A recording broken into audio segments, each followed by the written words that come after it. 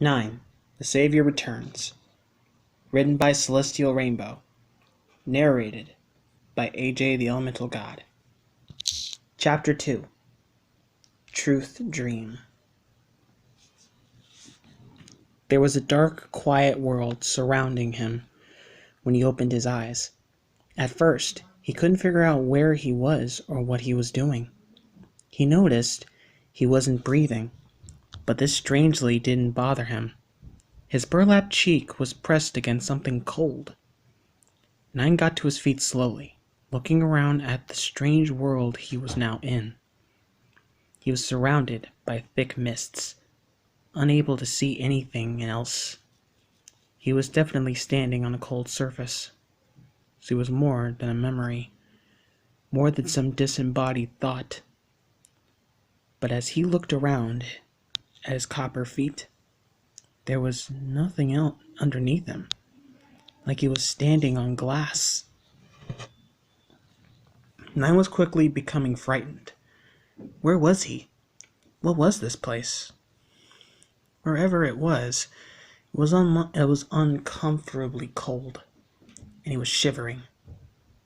He looked out into the emptiness surrounding him, looking for something, anything that he could recognize. "Hello?" he called hesitantly into the blanketness. He wondered if there was anyone else out there. Hopefully someone that heard him and could tell him where he was. Then again, there could be something deadly out there. The only answer he got was the echo of his own voice. It was like he had been sucked out of existence, like he had never been real. But that couldn't be right. He was just with Seven and the twins. Where were they? He couldn't be alone. Or was he? 9? A deep familiar voice, said softly. 9 was startled by the sudden noise. He whirled all around, searching desperately for the voice, relieved to know that he wasn't trapped here alone. Perhaps the voice or its owner could tell him where he was and what happened to his companions, or what happened to him. It was as if he was something more than a spirit, but less than a living, solid being. 9 couldn't see anything. As he looked all around for the voice, he was still alone. There was nothing but a vast gray void. But maybe the voice's owner didn't want to show itself. Perhaps it was merely waiting until his back was turned. Who's there?" He yelled back at the voice, tensing as he became ready to run from any threat. 7? 3? 4? "No, it's me," the voice replied to 9. 7 and the twins aren't here." What have you done to them?" 9 demanded, still trying desperately to find the voice. He clenched his fists. He was no longer ready to run, but ready to fight for 7 and the boys. "Nothing. They're fine. It's all right. I'm not going to hurt you," the voice said gently. The voice sounded very familiar, but who did it belong to? It was warm, calming, and deep. As he listened closely to the echo of the voice, 9's eyes widened. It was a voice he had been wishing to hear again all these months. Hoping. Begging. 5? He whispered, looking over his shoulder. Shocked, 9 was no longer tense. It seemed like all of his insides had melted into useless liquid metal. In the darkness of the misty realm, a sudden bright green light suddenly appeared amongst the fog. The light took the shape slowly as it approached 9. It turned into a rag doll with a single eye, 2 buttons on his chest, and a number hovering from his back. He drifted down to stand on the indecent land beneath him. With an unrealistic glance, It was so very odd to see Five move with such elegance. He walked slowly over to Nine. The other male ragdoll almost collapsed from alarm and shock at seeing him, someone he was sure he'd never see again. "Five?" he whispered again. He almost took a step away, but something powerful held him there, rooting him to the very spot where he stood, on trembling knees and eyes widened. "Yeah, it's me. Don't worry, I'm here," the spirit replied, giving a gentle smile and holding out a reassuring hand. The words weren't verbal, but a thought Nine clearly heard in his head. As an experiment, he thought back. "Where am I? Where's Seven and the twins?" "They're fine. They're back home. You're in the world between, Nine." Five answered, drifting downwards and sitting to his knees. Nine followed him, unable to stand any longer. The shock overwhelmed him as his eyes searched Five's pale green face. He looked exactly like the man Nine missed so much. "The world between? Where's that?" he asked, when he found his voice once more, or rather, his thoughts. "It's where we are," he answered solemnly. Looking up to the sky above him, Nine followed his gaze, giving a small gasp. Hovering above him, and Five were four wisps of green smoke. They were mere lights, and their shapes were indistinct. However, Nine could tell them apart easily. One was thin, his face gaunt. 8, of course, was the largest. 2 was rather hunched over, the smallest one there. 6 had wild hair, his two mismatched eyes staring down at them. Nine wanted to reach out to them, tell them how sorry he was. However, something held him back from doing so. "Why am I here?" Nine thought, looking back at Five. "Well, you asked me how to answer you, didn't you?" he replied, still smiling. Nine blinked, remembering that before he had fallen asleep, he'd asked Five for help. He had really heard him? Had they all heard what he had said over the past months, when he would lie and talk to Night, wishing he could hear them once again? Five then turned somber, bending his head and slightly sighed silently. "Nine, we need your help. All of us," Five said, looking back up and gestured to the spirit moving around them. They didn't move, but they seemed to hover close, their voices either lost and distant. Me?" Nine stammered. Growing anxious, the seconds seemed to slow as the spirit's mood changed. The time seemed like an unreal thought there. Was he even really here? Or was this merely a dream? "Yeah. You see, we're not really free. We're trapped," Five said, looking down sadly. At first, Nine couldn't register what Five said. Trapped? He stared fearful at the somber Five, for a moment before he managed to talk or think once more. "Trapped? How?" he asked urgently. "Well, we haven't been able to move on to where we were supposed to be," Five said, looking back up to his fellow Stitchpunk. "Why? What's wrong?" Nine asked softly, apprehensive. He couldn't believe what he was hearing. "Well, we're still needed. Back with you four," he said. Nine shook his head, immediately holding out a reassuring hand. No, we're fine. I'm trying to get us to a new home. I didn't mean to. Tonight, I didn't want you to. Just go. Move on. Be at peace. Please." Nine pleaded. He didn't mean to trap his friends.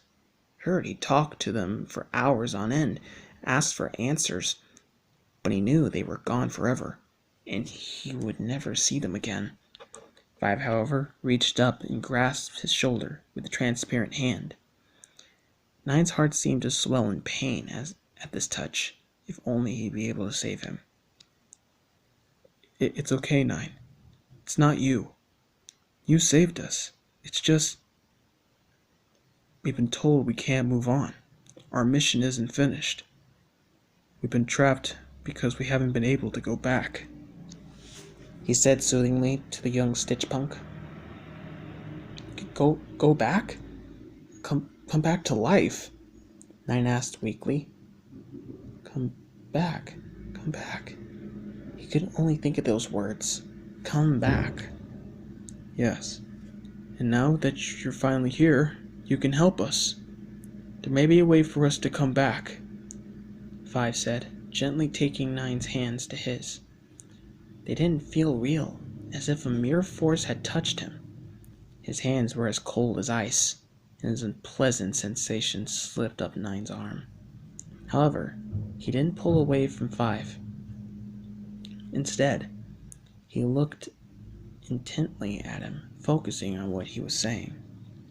How? Nine asked, slightly leaning Five towards him. The talisman, he said, looking at Nine's zipper. Nine removed his hand from Five's, then hesitantly clutched his zipper and pulled down. Reaching inside his own body, Nine brought out the talisman, an object he had been carrying inside himself ever since he had released the others.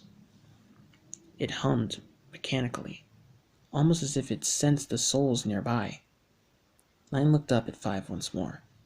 The talisman wasn't made for just one thing, Nine. It took the soul from the scientist, gave us our souls, and then took them, and then released us, Five explained, putting his hands on the talisman as Nine let it out to him. It can pull us back from the world between into our bodies. We come back home, he said. The sequence will summon us back, Five said, lifting his finger and pointing to each key. Nine watched rapidly, etching his sequence into his memory. Five then let Nine's hand go, as he gazed at him, filling with so many questions. How do you know this? I'm not sure how long it was, but someone came to us. He only told us our mission wasn't finished, and he showed me the sequence. He told me that you need to come and help us get back home. Because if you didn't, then we'll be trapped here forever, Five said softly. Nine looked down at the talisman, his brow furrowed. He could have his friends. He knew so little back in his life. He, Seven, and the twins wouldn't be alone anymore. The mistake he made would no longer haunt him. Then again, this could be a dream. His mind could be twisted and warping it to an unpleasant, his heart broken. Is this real? Are you really trapped? Nine asked, looking up at Five once more. If he brought back beings that were already at peace, then they would be disappointed. They weren't meant to come back. Then again, he'd have his best friend back. Have them all back. Yes, please, Nine, listen to me. Please help us. Five's voice began to fade slowly as he stared into Nine's eyes, looking desperate. Then many different voices reached Nine's voice. He easily recognized the voice, Miss softly gazing, high-pitched baritone. Please help us. Bring us back. Want to go home, not free. Home. Five closed his eyes. Nine peered closely at his friend. It seemed the strange, thorough smoke emanated from his body was being pulled back. Five? He asked softly. The spirit looked back at him. You have to go back, he said quietly. He stood up, closing his eyes and burrowed his head. Five turned his back on the stunned and bewildered Nine without a goodbye. No, Five, wait! Don't go yet, please! Nine pleaded frantically. He thrust the talisman back in his chest, zipped himself up, and leapt to his feet, running after Five. His body was dissolved into the smoke and seemed not to hear 9. The soul had turned back into mere balls of light, gliding off into the distance. 9 tried to race after them, as the lights grew smaller and smaller. 5, wait, please! 9 cried, reaching out to him, when an exceedingly strong force seized his body and wrenched him down. Weak with distress and grief, 9 succumbed to the pull, his hands still extended out towards where they had disappeared. He fell through nothing, as the solid force beneath him was suddenly gone. He tumbled through mid-air, the mists unable to catch him. His voice was lost, and he was unable to scream. Closing his eyes, he waited for a cheering impact below. "Ugh!" 9 gasped, as reality crashed upon him. He bolted upright, his breathing rapid, while as his entire body, shaking, blinked, staring at the ground for a moment, as he tried to gather his bearings. He sighed, breathing at the crisp, cool night air. He finally saw that he was back in the world he was born into. Instead of the freezing, misty world, he was warm, and the world was illuminated by bright light of the moon. 9 relaxed, lying on his back. The dream was so real, he couldn't believe what he had just seen. Lying there on the ground, he stared at the moon, and the bright light reflected off his glass, covering his optics. He quickly checked to see if 7 and the twins were still asleep, and he was relieved to see that they were. He hadn't woken them again. All 3 were breathing soundly, their bodies relaxed, eyes closed, and in their dreams untroubled. 7 shifted beside him in her sleep, lying against him. He gratefully welcomed her warmth, as it tethered him back down to earth. Able to think clearly, 9 thought about the dream, only he wasn't sure it was real. It was just far too real. He didn't question his sanity. The experience felt nothing like his normal dreams or nightmares. Some part of him must have gone from the world between, and he'd seen 5 again. He'd seen them all again, and they were trapped. 9's thoughts turned to the one-eyed stitch punk he spent so little time with, yet they become inseparable. Despite how hard he fought, 5 was ripped away from him in a single, horrifying second. He remembered standing there, useless, as 5 was snatched up by the fabrication machine and killed mercilessly. He was painfully reminded that 5 had died because of him. They all had died. It was his fault. 9 sighed, fondling his arms underneath his head. He tried to get back to sleep, but found himself wide awake, unable to stop thinking about the sequence 5 had shown him. He could fix everything, if he decided the dream wasn't real at all.